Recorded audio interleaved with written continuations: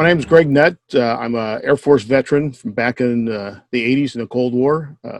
I served most of my time at Beale Air Force Base in Northern California. So I'm a Southern California guy, and I got stationed in Northern California. So I didn't see much of the world. And a couple of my temporary duties, I served at Vandenberg Air Force Base, again, back in California, and then in the panhandle of Florida at Eglin Air Force Base for chemical warfare, field training, that kind of a thing. Currently, I'm working on a project called The American Landscape. It's a YouTube travel show, and we are seeking distribution.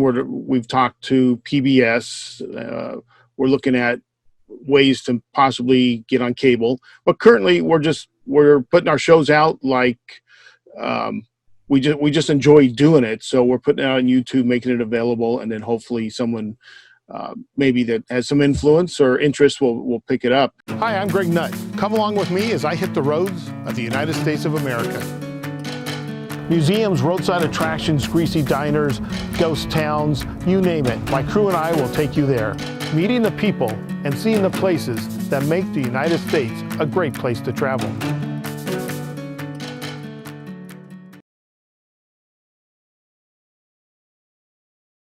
What kind of got me into it was back in high school, I did photography, went to school and started to do media and photography work before I went in the Air Force, and always kept it as a hobby. Was a squadron photographer. Then back in 07 and 09, I'd been working in architecture for about 10 years, and when the housing crunch hit, and my firms were mostly really deeply invested in doing track work, housing tracks. So that swirled down the toilet really fast. After not being able to find work, I went back to school. I thought, well, I'll update my resume, and went back to my photography skills and went to two different schools. One was a TV-centric school. One was more new media. And I thought, what do I like? It's going to be best if I do something that really interests me. I really didn't get to travel a lot. Our income level just didn't allow it. When it finally did, we started going to historic places we hadn't been, DC, Gettysburg, which, with the veteran connection was very moving. So we started doing that kind of thing more often. I thought, I got to be able to turn this into work. I started off with something called roadside gyms, and then I tried in your backyard, which was my initial thought, because I live in Huntington Beach, and I would pass the International Surfing Museum, once or twice a week. I've never been in it. So I finally thought, I got to do this. So when I was at the TV school, they had worked some kind of deal with some local guy that owned a bunch of stations, the high-end UHF ones in LA, Orange County, that kind of thing. And they needed content. And then I pitched them this little idea, this little news magazine of going to these little places in your backyard. They liked the pitch. I completed 4 segments that were about a minute and a half. I'm telling you, and that was hard editing. We would film for maybe 30, 40 minutes, and we did the Bowers Museum, the Fender Museum, which is no longer there, out in Corona, the Santa Ana Zoo, and one other place that's I can't remember at the moment. So I learned how to edit into a small news magazine type package, and then the deal fell apart and it never got aired. And then I started to do some more research. I've got an attorney friend. He says, well, you better look at the names. And we found a name where someone's doing a YouTube show called In Your Backyard. So we brainstormed, we came up with The American Landscape, and then we just started calling people saying, hey, we would like to promote your show. And some of them don't know Huell Hauser if it's out of state, but I said, I like to say we're kind of Huell, Rick Steves, and Samantha Brown, kind of all wrapped in one. I met this gentleman named Dan Spear who ran the Museum of the Forgotten Warriors. He founded it and ran it. It was about a mile outside the front gate of Beale Air Force Base, and somehow, believe it or not, I missed it, and I served at that base at the time it was opening. Though once I moved on base, I didn't go downtown much, which was a good 30 miles. I went out the back gates to Tahoe or Sacramento or somewhere like that. So when I found it, I thought, I'm going to go up there.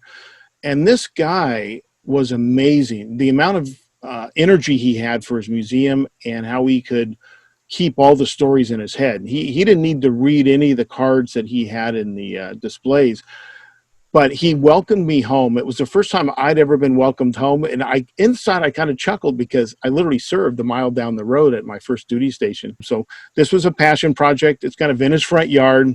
He's got tanks and airplanes, and his wife, he just thought, what wife would allow you to do this? He's got the perfect wife.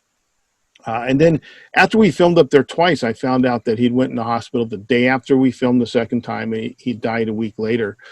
So we dedicated the whole show for him. We didn't break it up. And my wife and I even went up for the memorial. We took a copy of the show. I have a passion for a lot of things military. And anytime someone can put a good light and talk about the men and women who served, not necessarily about the war, but about what individuals go through when they're in the service, or when they go to war, when they come back. It was really moving, and it's one of the most popular shows we have on our site right now. It seems to be getting word of mouth, so I hope that will continue. And so far, it's not monetized. It's a passion project. It's literally out of my wallet or my friends' wallets that help a lot. And we're okay with that, so because we're having fun. And I hope that comes across in our videos, because we enjoy what we do. We enjoy sharing the places we go to. We were going to Kearney Mansion in Fresno. He's known as the Raising King of California. And when we got there, we were talking to our host, and she says, "Did you hear Italy shut down today?" I'm like, "What do you mean Italy shut down? How's the whole country shut down?" She goes, "No, COVID is running rapid there." So we found out that day, and we've had shoots canceled. We were supposed to shoot at the Nixon Library. We've already shot at the Ronald Reagan Library, and those were going to be paired together for one show. So I've been editing what I can, but we literally had been, we skidded to a stop. Possibly now we might be able to, I guess my pitch now will be, hey, we got to get things back going. This is the time to get your name back out there. Even if you're not open, let's go shoot. We'll practice safety and all that, but let's shoot and promote, so when people can travel again, they know where to go. I tried to join some veteran groups, and I finally found AMVETS, and they're open to all veterans as long as you have an honorable discharge. So I'm the second vice commander for Post 18 in Orange County, and we usually have a booth at the Orange County Fair, which this year, unfortunately, has been canceled. And our group helped save the building that is now Heroes Hall, which was the last surviving barracks at the fairgrounds, which was the Santa Ana Army Air Base. AMVETS has been a good thing for me. It's, when you spend time with people who served, they get it. They understand. You kind of speak I don't want to say another language, but there's something you don't get in the civilian world sometimes after you've served that you do with other guys.